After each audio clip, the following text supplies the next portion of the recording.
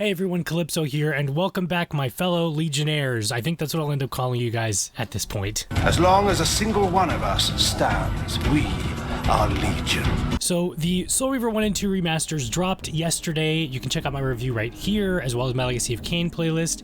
And we also got the no-clip documentary that highlighted the remasters and the possible future of Legacy of Kain, which I definitely think that we are getting. Within that documentary, towards the very end of it, we have a section called The Future, which goes over all of the ideas that you would be doing if you were going to pitch or start or reboot the Legacy of Kain franchise. And there is a lot of hints there. Like I said in a couple of other videos, these past two videos actually pretty much, is that I don't really trust documentaries. There is a lot of PR speak in there, but there's also tiny grains of truth hidden within that, and everything is really cheekily scripted and tied up just so they don't spill any beans. It's not that they're telling the truth, it's that they're telling a sort of very manufactured, safe version of the truth, so they don't step on anybody's toes. I understand why they do that kind of thing. A couple of weeks ago, Blood Omen 1 and 2 were re-released on modern consoles. There was this Kickstarter for a Soul Reaver prequel graphic novel that reached $1.5 million in funding, and we are, at time of recording, mere days away from the release of Soul Reaver 1 and 2 Remastered. This all feels like the type of commercial activity one would pursue if they were trying to make a business case for a new Soul Reaver game, to figure out what is the most important question. After 20 years, is there still an audience for these games? Specifically though, with this documentary, there is a lot of little Easter eggs that if you actually use your brain and some logical thinking and maybe some conspiracy theory and speculation, of course, we can see a very clear path to a reboot of the Legacy of Kain in some way, shape, or form. I think if you're making a modern video game of any genre or description, there's a business component that you have to consider. Is there a big enough audience that's interested enough in this to make it worthwhile and revisit? Making games nowadays is much more expensive than it was. That means the risks are higher. It means that the scale of the project and sort of ramping up to build something like that is automatically bigger. With something like Legacy of Kain, you also have that, the difficulty of it not being in the public eye for, the better part of, 15, 20 years since the last time people were actually playing it in a contemporary sense. But weirdly, we've seen this with some research and polling and various other sort of market research activity.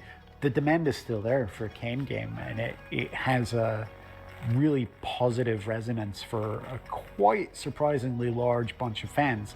The biggest giveaway here, apart from them speculating or saying, oh yeah, Dark Souls would be a great style for a new Legacy of Kain, which I just completely disagree with, but I'll get to that in a second, is that Ben Starr, a now award-winning voice actor for Baldur's Gate 3, and has been getting steady work basically ever since that, he's blown up recently, was in this no-clip documentary. Why would a random voice actor, and the only one to show up in this documentary, be in there in the first place if he was not involved in a reboot or remake or sequel in some way? Why? It just doesn't make any sense. I think these games are perfect to be reinvestigated. I think this is a world that is incredibly rich and characters that are so well drawn. And I don't think the story is over.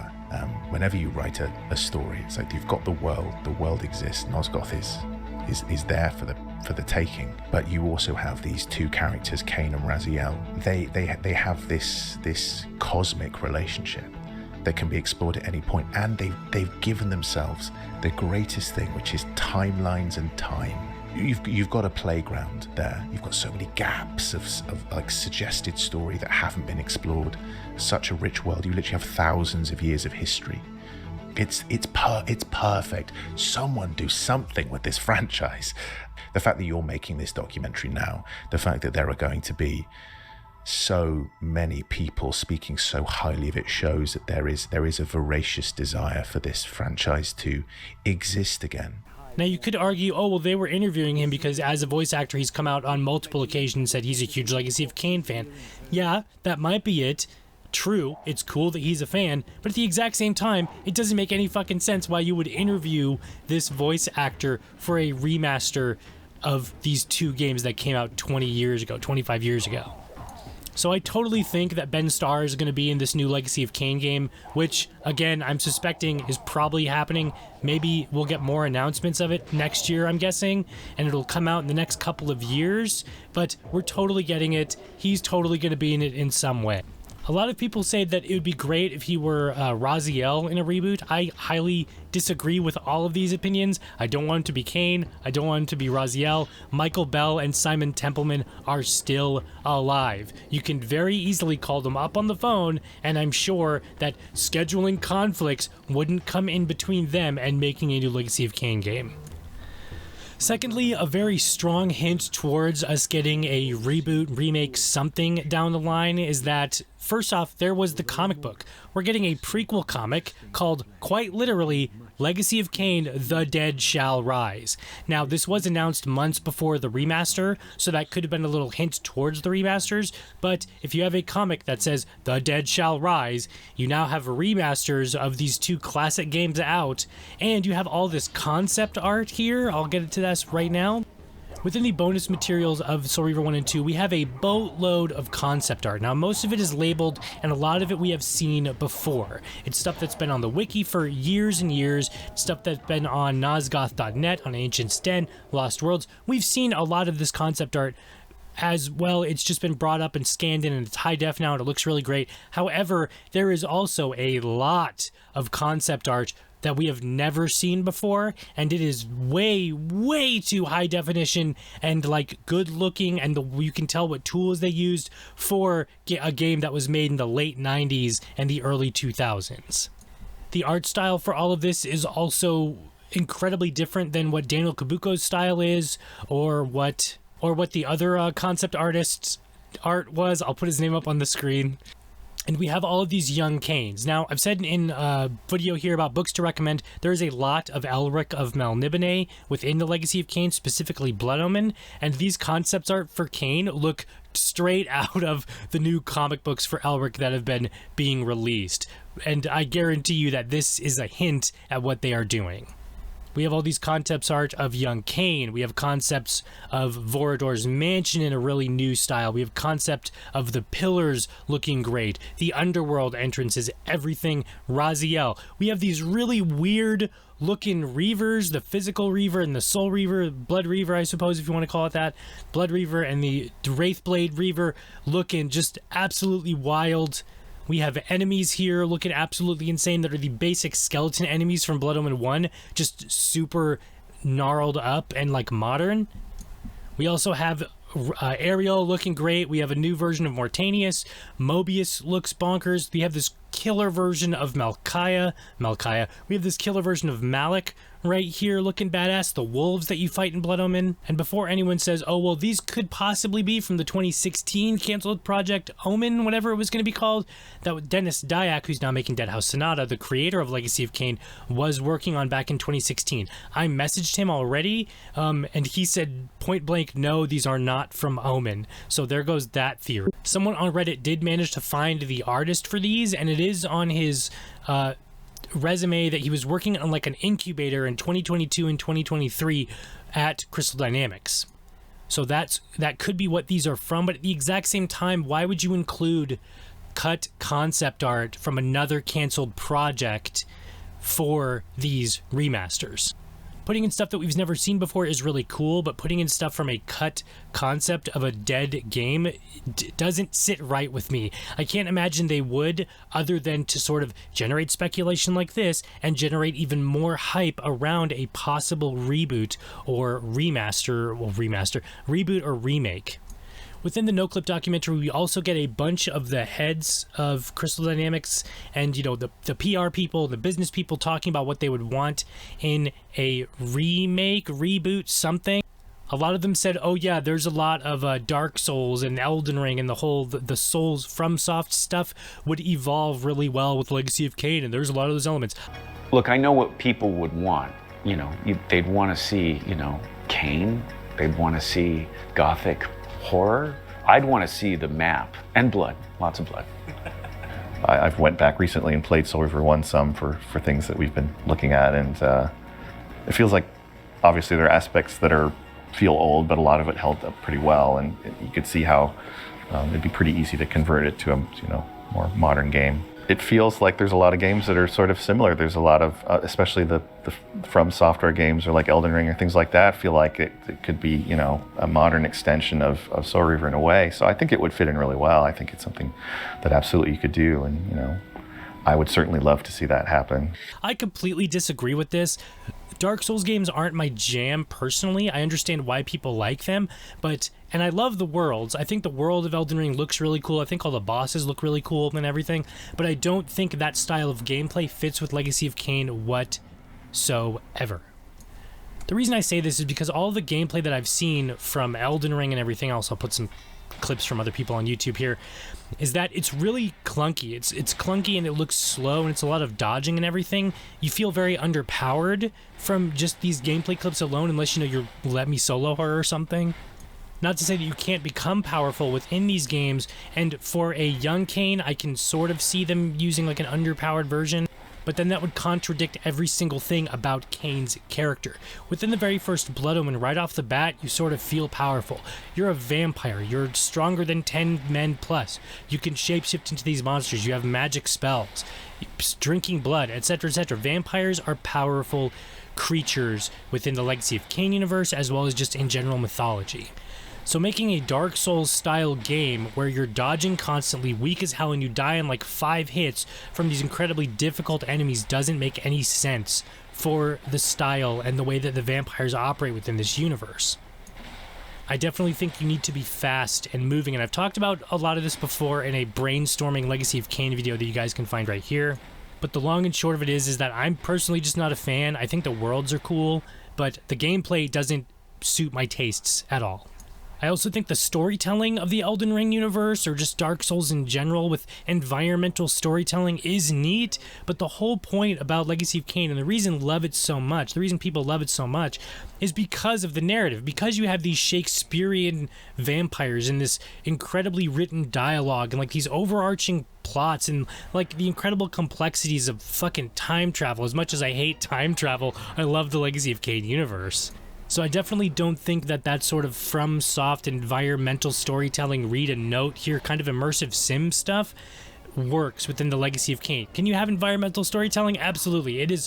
Environmental storytelling is up the wazoo throughout Soul Reaver, especially in the Zephanim area with the giant spiders and everything. You get a lot of environmental storytelling and hints at what that specific sect of vampires is like.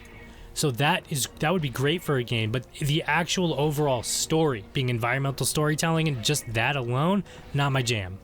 Now, I've only played, admittedly, like 20 to 30 minutes of Dark Souls 1, I think, maybe even the Demon Souls remake, and I've watched a friend of mine play those games constantly, and they still don't appeal to me whatsoever. I understand that you fans out there from FromSoft games and you guys like that stuff, it's cool, I get it. I personally just don't think that it would gel at all with a Legacy of Kain title.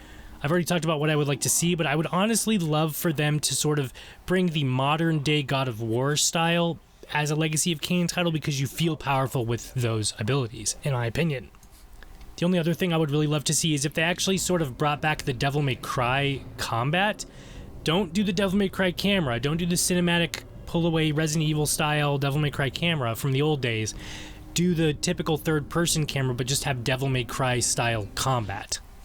Fast, furious, dangerous, dark, bloody, powerful, that kind of combat. I want to feel like a total badass when I'm playing these characters.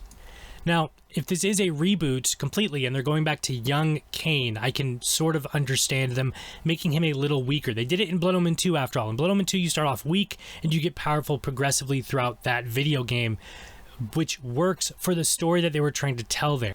But again, Kain is still powerful. Kain still kills enemies really quickly in that game, and he's not really dodging or anything else like that. You do have a weird blocking mechanic, but that's just to make combat fun. If they wanted to, you can very easily just barrel through enemies in Blood Omen 2 without really blocking. There's that power fantasy element there. Even when Kain is at his weakest in Blood Omen 2, that power fantasy element still exists. We also get some things that I completely disagree with in this documentary as well. Danny O'Dwyer says, oh, the game industry is crashing and everything like that, which it is around our very eyes. But the games industry is in a very difficult place right now when it comes to funding, and Square Enix did sell Crystal Dynamics to Embracer Group in August of 2022, which almost certainly has real implications when it comes to new games being made at the studio. What's more is the cost of making this specific type of game has only ballooned in the intervening 20 years. You could maybe make a third-person action game with a couple dozen people in the late 90s, but today you're talking hundreds if not thousands of people and tens if not hundreds of millions of dollars of budget. So where are we when it comes to the future of the Soul Reaver franchise? What is it that fans want, and what, if anything, does the studio have planned? Lots of live service games are dying. If you don't have a specific niche, then the live service game really won't sell at all. But then again, if you just make a fun looking game, people will immediately play it, live service or not. Doesn't matter what the style is. Now, not to get political here, but the reason that the game industry is dying is because political agendas have infested this industry. I won't get into it at all. There's plenty of other like grifter YouTubers who talk about the whole DEI situation, but there's very much plenty of evidence that that is the case, that political ideologies have forced their way into the game industry. No one buys those games because 90% of gamers want to escape the reality of bullshit and just have fun, i.e. Legacy of Kain, for example. We want to experience a narrative that is Shakespearean, dark fantasy, gothic, philosophy, stuff like that. We don't want to be lectured for 10 minutes, much less an entire game sporadically throughout about politics whatsoever. I don't really want to get into it, but I heavily disagree that the reason the game industry is crashing is because games are too expensive. That's also a reason, but largely this whole year, it's because games have gotten political and nobody wants politics in their video games. You can disagree with me all you want, but this is a hill I'm going to die on. That's perfectly fine. Go ahead. I also disagree with the budget amount. You don't need 1,000 people making a video game. You don't need 2,000 people. You don't need 5 separate studios making a single video game. Looking at you, Assassin's Creed.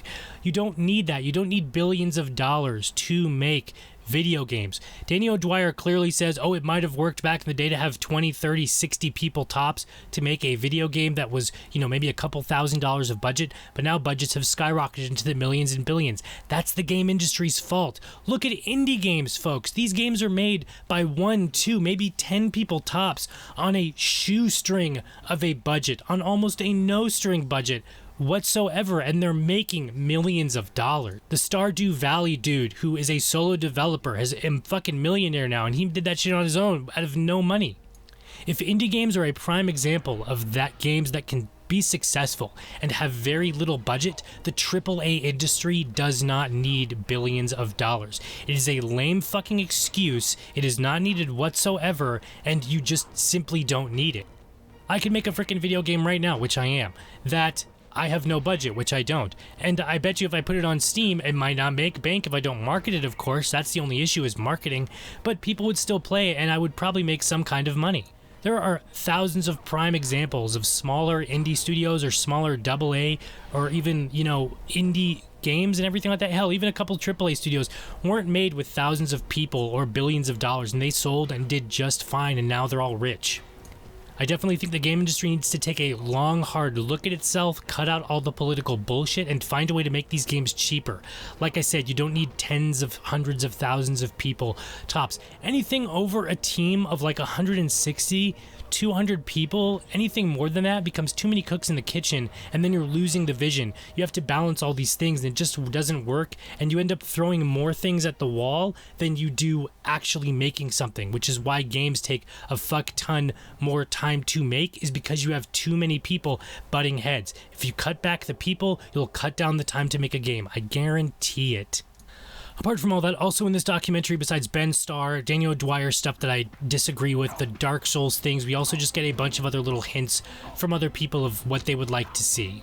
Personally, I totally think we're getting a reboot or a remake in some sort of form. The concept art here in the remasters kind of speaks for itself, and if it is from a canceled project that we will never see the light of day ever again, I would love for one of the developers or someone to speak up like, hey, I worked on this was me, it's never happening, whatever. But at the exact same time, that speculation is also there. You can't have all this art that looks incredibly new and then not have something in the pipeline already, especially when you have a comic called The Dead Shall Rise. This was just pretty much a Talking Heads video. I'm just ranting at this point. You guys can see me in the next one. I've been Calypso. Let me know your thoughts down below. Do you think we're getting a remake? Do you agree with my takes? Do you disagree? Perfectly fine if you do. What would you like to see in another Legacy of Kain? And everything else like that. I will see you guys in the next one.